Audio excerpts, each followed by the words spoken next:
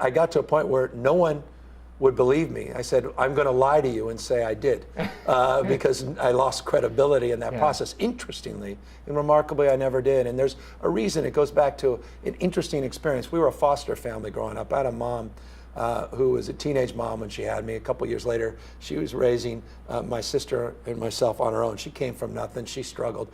And we brought in other folks from the community. And I had a foster brother. I'll never forget. It's a true story. I walked in on him and some others of his friends that were smoking marijuana, and I panicked. I was a relatively young person, and I literally panicked. And it was that indelible experience that literally shifted the trajectory of consciousness for me. And you know the worst part about that? That came from his father, who sent it to him on his 16th birthday. He was a foster brother of mine. He hadn't seen his father, and he had the audacity to send his kid, I'm not making this up, it was in a pillowcase. I remember it like it was yesterday, of marijuana.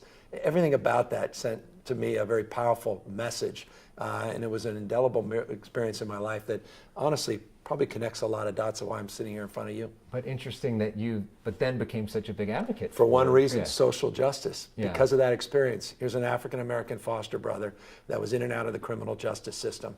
A perpetuation of the war on drugs. I remember quite literally walking the streets with him, people looking differently at him than they were looking at me. And at the end of the day, the cannabis legalization was about recognizing this fact. The war on drugs has been an abject failure. It's been a war on poor people and people of color. And I'll tell you what, I'm most proud of this, that we've literally had the opportunity to turn the lives of close to 5,000 people around who've had their records expunged and have been released from county jail, that are now back home with their kids. And there are 1 million+ people in this state that can get their records cleared where they don't have to sign off felon when they're trying to get a job at the local grocery store. It was real progress.